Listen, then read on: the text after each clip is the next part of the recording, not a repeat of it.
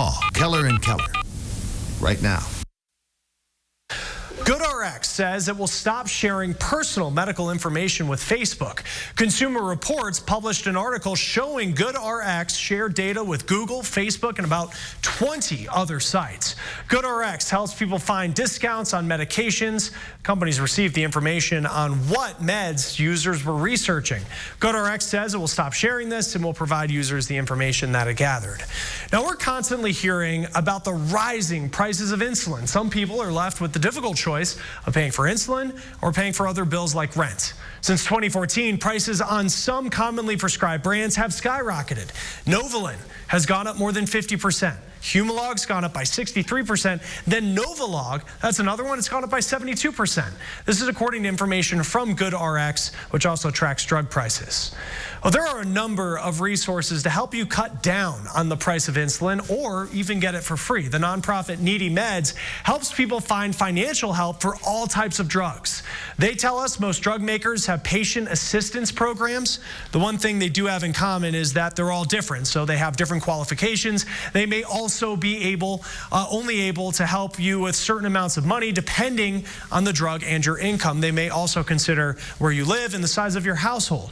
Now, the founder of Needy Meds suggests that if you do apply for a program like this, you shouldn't just focus on insulin if you are on other prescription drugs as well.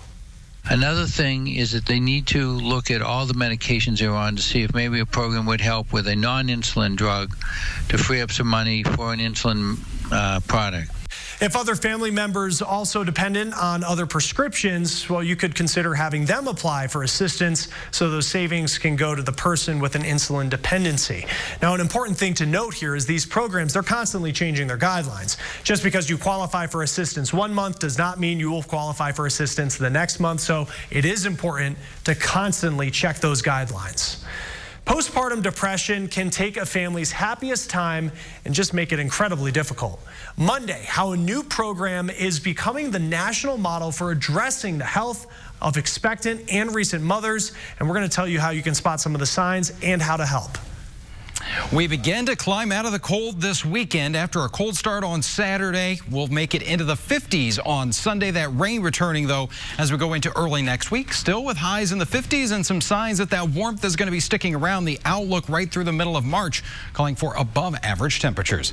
Thanks for joining us here on the Now Indy. The News at 6 starts right now. This is RTV6 News at 6, working for you. Because I don't want my kids to stand out because I can't drive. Dozens of bus drivers call out, prompting Indianapolis public schools to shut down bus service. More than half of the district's student body didn't make it to school. This mass call-off has denied our most vulnerable children, including many of our students with special needs who require specialized transportation services, their educational opportunity. What IPS and the Bus Drivers Union are saying about this volatile situation and what comes next for students and their parents. I don't want to be terrified at night, worried about my kids. A man says his home has been hit 3 times by vehicles, and now the state is taking away his property, putting traffic closer to his front door. A lot of talk about the coronavirus, the amount of supplies the city has on hand to deal with any public threat. I'm Rafael Sanchez. That story coming up on RTV6. First at 6, more than half of all IPS students did not make it to school today. Yeah, a chaotic morning left them without school bus service. It's all because 95 bus drivers and monitors called off at the last minute around 5:30 a.m., prompting the state's largest district to cancel all bus service. Working for you, RTV6's Megan Sanctorum starts our team coverage tonight. She spoke with the IPS superintendent and parents today and is live outside of Crispus Attucks High School. Megan, what are people there saying about this?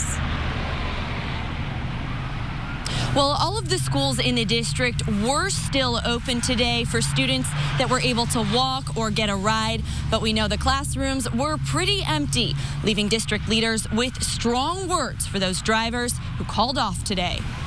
Is a travesty, and it's extremely upsetting. The bus lane is empty, and many students spent the day at home. 6:20 when the call came in, there wasn't no buses. That's how Lakeisha Green's day started. She's one of many IPS parents left scrambling to find alternative transportation for her kids. But I only have one child that goes here, and then I got another child that goes to George Washington. She has a car and was able to drive her kids to school, but she knows others aren't as lucky. Almost 18,000 students were absent today. That's more than half the district. They certainly do not deserve to not have their instruction today as they would normally have it. Our teachers and staff are at work today, ready to serve, ready to teach. The superintendent says the actions of these bus drivers left thousands of kids at risk, not only causing them to miss a day of school, but meals as well. Hundreds missed breakfast that they rely on. IPS also partners with Gleaners Food Bank to provide back sacks on Fridays. That's prepared food kids in need can take home and eat over the weekend. Students missed out on that today as well. We don't solve problems by putting our students in the middle and asking them to absorb our concerns and our discontentment. To know that you would have that level of negative impact to go against the guidance of the leadership of the group that represents you is nothing short of rogue behavior. District leaders say they're hoping to resume all transportation services as normal on Monday. We'll let you know as soon as we learn more. Reporting live, Megan Sanctorum, RTV6. And RTV6's Cameron Riddle continues our team coverage. Cameron, you spoke to the bus drivers union. What is their position tonight? Well, their position is they want their drivers to get back to work, but this all comes after a fired up IPS superintendent, Alicia Johnson, called the 95 bus drivers and attendants who called out sick today rogue employees. It is her belief that those drivers called out sick on purpose in retaliation for the district's decision to completely outsource all transportation operations to a new private bus company, First Student. But the union says that may be jumping to conclusions. Johnson says the district will investigate the individual sick calls to verify that each employee who called in sick was indeed sick. And those who cannot verify that could face disciplinary action. But Dave Robertson, union rep for the IPS and Durham transportation staffers, says the union has continuously asked drivers to report to work while conversations with IPS and First Student continue. In the meantime, Robertson says he understands the impact this has had on families, but he is reminding those same families and IPS leaders to consider the position the bus drivers are in. Many of them are trying to plan their future after IPS's decision to outsource all transportation employees and then make them reapply for their jobs under a new private company. You know, every kid that's not picked up is possibly missing a meal. In some cases, left at home by themselves. We absolutely do not support kids not being picked up, you know, but there's a flip side. And I think the flip side from the bus drivers is they're frustrated. They're, you know, it's confused. They're a little bit hurt. You know, they also got worries. Most of the bus drivers are single parents, so I can see that the frustration level has obviously hit a high. The buses here behind me have not moved all day. It's 30,000 kids who go to IPS. 22,000 of them depend on these school buses. The district says only about 14,000 students were able to make it to school today. What the plan is for Monday is still to be determined. IPS says they are keeping a close eye and preparing for alternative plans. We're live on the West Side tonight. I'm Cameron Riddle, RTV6. Cameron, thank you. There is concern that this could happen again, as Cameron mentioned. We sat down with the leader of IPS to ask whether or not parents need a plan B on Monday. The hope would be that everyone's back to work and it's business as usual, but we are planning for that worst case scenario so that, again, we can communicate to families and they have the ability to get ready if they need to be thinking about something different. We have a digital extra posted on the IndyChannel.com and the RTV6 app. Raphael's conversation with the IPS superintendent, including her concern for students who miss key state-required testing and those who missed meals. And snow showers headline the forecast for just a couple more hours. Then we'll make some changes. Temperature slowly dropping until we hit rock bottom tomorrow morning, and the clouds will clear late. Those are your immediate headlines. Notice everything will shift very soon south of Interstate 70.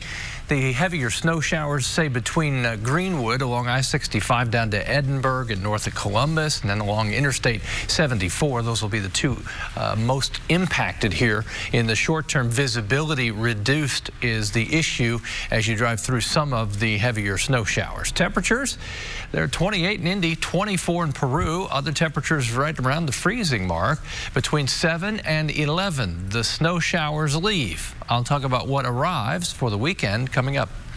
You know, I don't want to get a call in the middle of the night. We had another wreck in our front yard. A man is fighting for his home. The Department of Transportation wants to buy a portion of his property to widen the road and make it safer. But he says his home has already been hit by cars 3 times, asking how taking more of his property away will keep his family safer. RTV6's Stephanie Wade is working for you in Rushville tonight. Here's where State Road 26 sits now. But through a road widening project, the state wants to take 60 feet of property in the right-of-way from Jared Orm's home. You can see by the sticks marked here. His home that's already been hit by a car 3 different times. A car hit right into this window, took our house 7 inches off the foundation. And it took 2 bulldozers and a bunch of people to put it back together. Orem put these hay bales in front of where one car went flying through the window years ago. Give my children a barrier, you know, between them and the road, acting as a little bit of a bumper. So because they're sleeping there now. They sleep there now. And that's not all. The other side of the house has been hit twice too. My office is right at that window, and you know, I always wonder what if a semi came through the wall. I have a 3-year-old and newborn, like you said here, and my wife, obviously, and I want to make sure they're taken care of. I don't want to, you know, fear while we're sleeping. So when they heard INDOT would be buying part of their property, losing more of their yard to widen the road, they were concerned. Plans for the project place the road just 34 feet away from their front door. From what I've been told, State Road 26 through here is one of the more dangerous roads in all of the state. And it's only going to get worse when they widen it. The large trees planted. Every one of them's coming out, I'll put it that way. So we're going to lose a lot. Orem feels the state offered him too low of price for the property and says they won't buy the home for what he feels it's worth. I'd really like to settle with the state. I'd like to get away from this project. INDOT tells me they use a variety of procedures to determine property value and ensure public acquisition is fair and equitable. They also allow for landowner negotiation. But Orem says that just isn't happening. He's hired an attorney to fight for this. Working for you, Stephanie Wade, RTV6.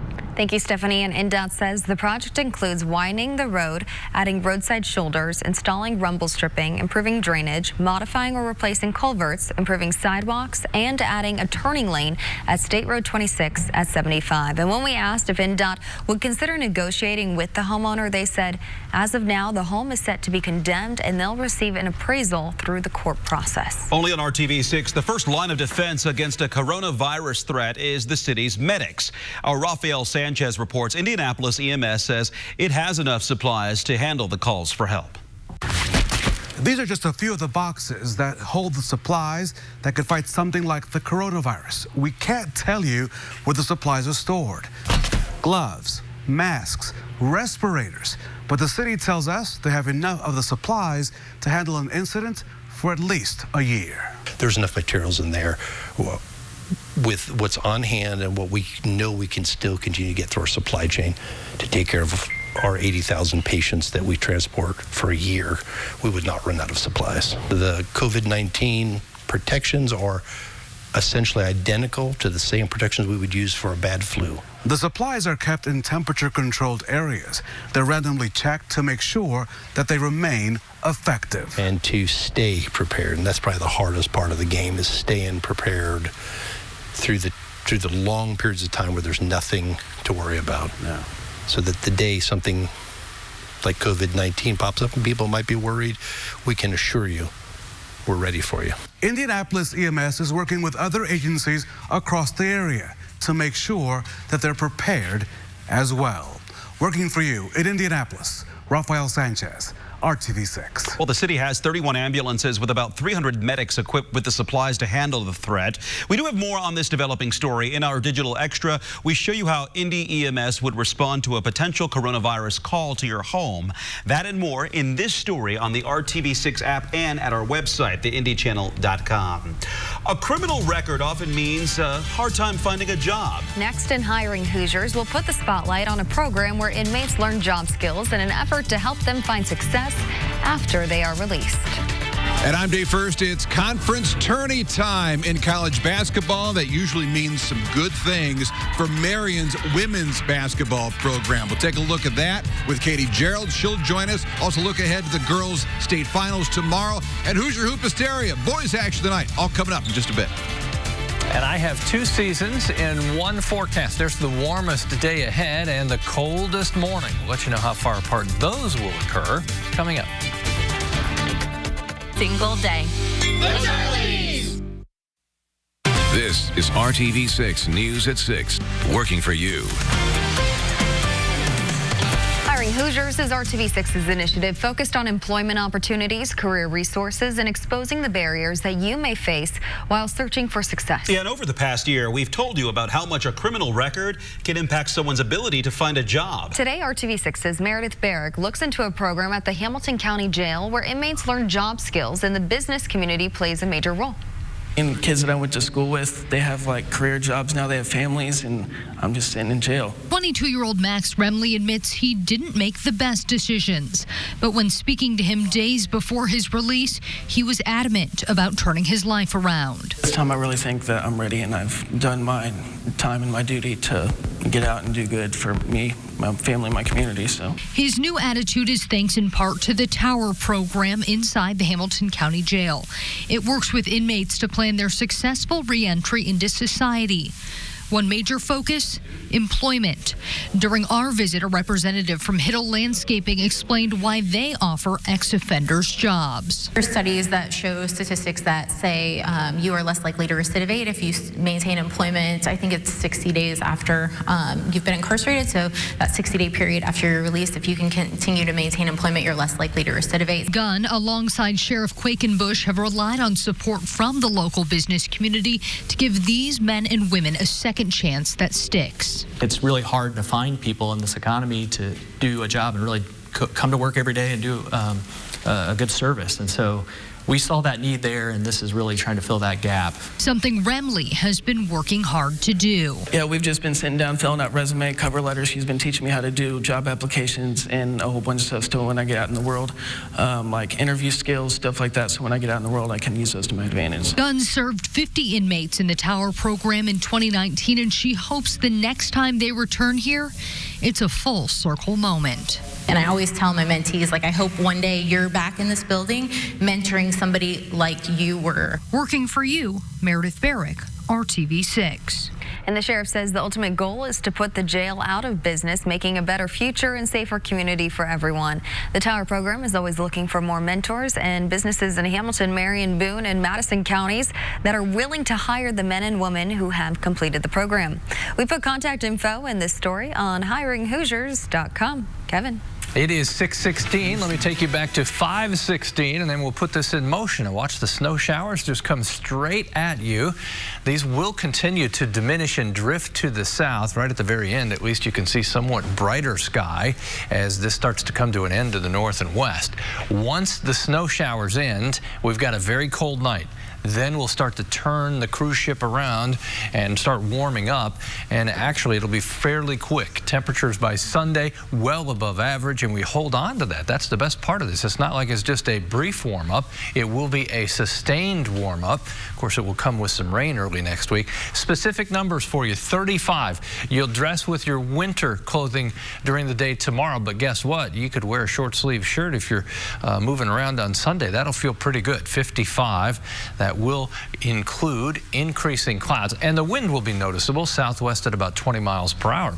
Certainly the snow showers are noticeable, not in the northern half of the state, nothing but a flurry really. All of this is shifting south and losing a bit of steam, but those of you from Columbus to Greensburg now getting a little burst of snow. This continues to drift southeast, so anywhere from Columbus down toward Louisville, or say Greensburg on Interstate 74 all the way to Cincinnati. Next hour or two, you'll continue with the snow showers. There are your temperatures. They're in the mid-20s. With the cloud cover, they won't change too quickly, but they will change significantly by morning because the sky will clear.